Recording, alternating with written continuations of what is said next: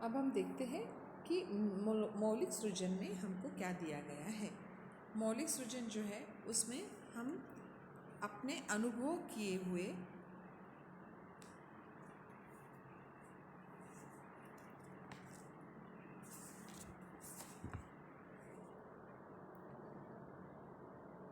आतिथ्य के बारे में लिखो। अर्थात आप अगर किसी के यहाँ गए और किसी ने आपका बहुत अच्छा स्वागत किया तो वो आपको लिखना है, अपने अनुभव किए हुए आतिथ्य के बारे में लिखना है। दूसरा है श्रवणीय। श्रवणीय में महात्मा गांधी जी का कोई संस्मरण, संस्मरण यानी याद में रखा जो जाता है उसे संस्मरण कहते हैं। स्मरण यानी याद रखना, तो वो सुनो और अपने मित्रों को सुनाओ। संभाषणीय में सुदर्शन लिखित हार की जीत कहानी पर वार्तालाप करो। सुदर्शन जी द्वारा लिखित हार की जीत कहानी बहुत सुंदर है, उस कहानी को पढ़ो और उस पर वार्तालाप करो। और लेखनीय में है नदी और तालाब के बीच का संवाद सृजनात्मक ढंग से लिखो। संवाद लेखन आप छठवीं से करते आ रहे हो, इसलिए आपको पता है कैसे किया जाता है। इसमें नदी और तालाब दो दिए हैं, तो आपको जैसे नदी ने क्या कहा फिर तालाब ने क्या कहा। हम देख रहे हैं कि आजकल नदी और तालाब जो है वो बहुत प्रदूषित हो रहे हैं, तो इस पर आपको संवाद लेखन लिखना है। और लास्ट वाला है पठनीय। प्रेमचंद जी लिखित बड़े भाई साहब कहानी पढ़ो और उस कहानी का केंद्रीय विचार बताओ। प्रेमचंद जी द्वारा लिखित कहानियाँ बहुत सुंदर सुंदर है। उसमें एक बड़े भाई साहब जो है वो है, उसको आपको पढ़ना है और उस कहानी का केंद्रीय विचार यानी central idea of the story आपको बतानी है। अब इसके बाद है हमारा स्वाध्याय, जिसमें हमें दिया है कि सूचना के अनुसार कृतियाँ करो। अब सूचना के अनुसार कृतियाँ करो में प्रेमचंद जी की विशेषताएं पूछी है हमसे। तो प्रेमचंद जी की क्या विशेषताएं थी कि वो प्रसिद्ध साहित्यकार थे।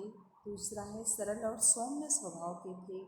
आकाशव्यापी अट्टहास उनका था और जीवन की सुविधा के उपकरण में उन्हें रुचि नहीं थी।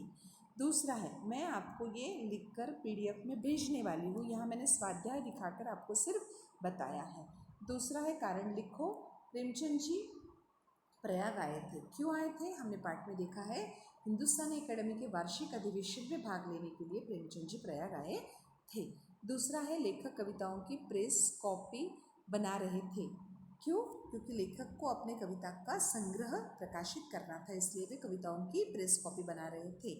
अब प्रेमचंद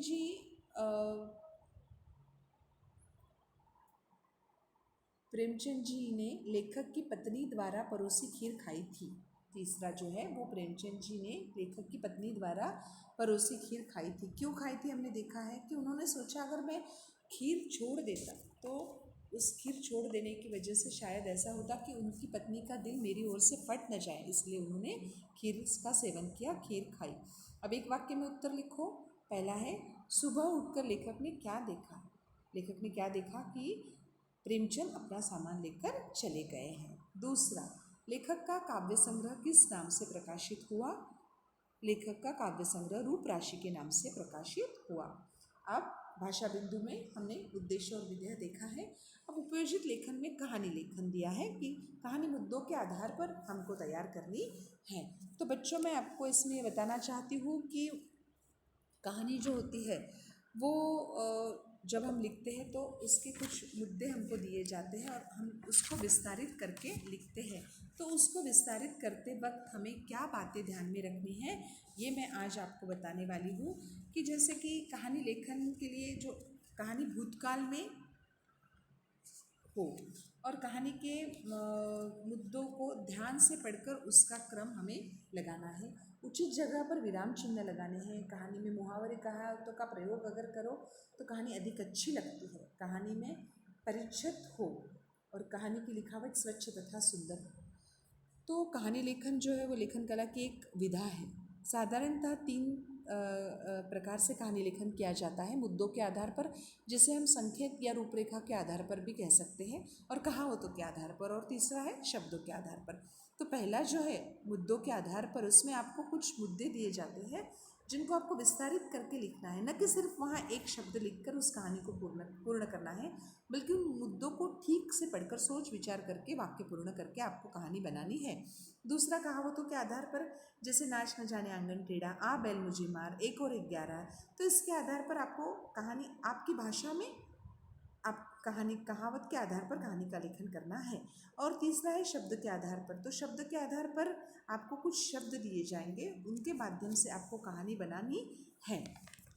जैसे कि आपको लड़की, पिताजी, शिक्षा, स्कूल, भला मनुष्य, इस प्रकार शब्द दिए गए हैं। तो आप, एक लड़की रहती थी, उसके पिताजी थे, वो सब्जी बेचा करते थे। एक दिन पिताजी बीमार होने की वजह से वो दुकान नहीं गए। एक भला मानस जो है वो सब्जी लेने के लिए आया और उसने बच्ची को पूछा कि तुम स्कूल नहीं जाती क्या?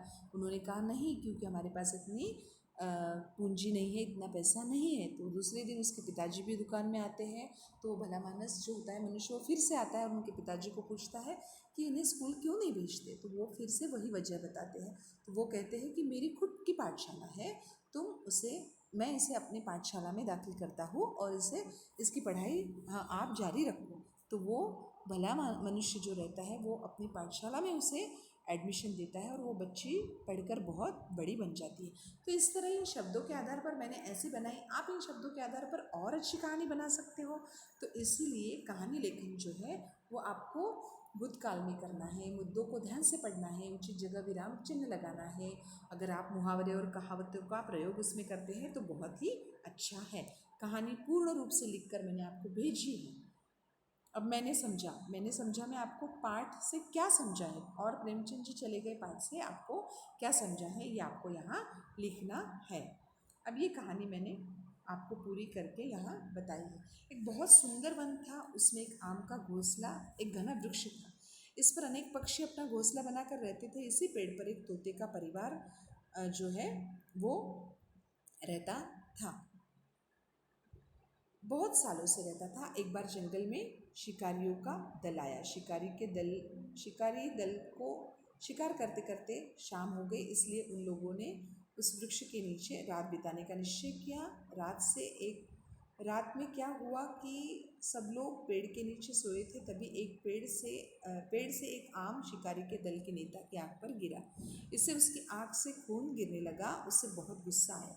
उसने जहर से बूझे बाण से पेड़ पर प्रहार किया। बाण पेड़ के तने में गहरे तक घुस गया। विष के कारण हरा भरा वृक्ष सूख गया। इसकी वजह से पेड़ पर रहने वाले सारे पक्षी इधर उधर उड़ गए और उन्होंने वन में दूसरे पेड़ पर अपना घोंसला बना लिया। पर तोता अभी तक उसी पेड़ पर रहता था। कुछ तोते ने उसे समझाया, पर उसने कहा कि मेरी 2 पीढ़ियां इस पेड़ पर निवास करती आई है, मैं भी इस पर रहूँगा। इस पेड़ के बुरे दिनों में मैं इसका साथ नहीं छोड़ सकता। अब कहानी को शीर्षक जो है वो मैंने दिया है कि तोते की कृतज्ञता। और तात्पर्य यानी कहानी से हमें क्या सीख मिलती है कि हमें किसी के उपकारों को नहीं भूलना चाहिए। बच्चों ये ध्यान में रखो कहानी लिखते वक्त कि आपका जो कहानी का शीर्षक होता है, टाइटल जो होता है, वो आपको शब्दों में करना है, लेकिन तात्पर्य जो होता है वो आपको वाक्य में लिखना है।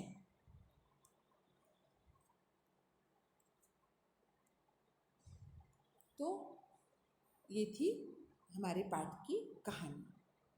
तो आज के लिए बस इतना ही। मिलते हैं अगली कक्षा में। धन्यवाद।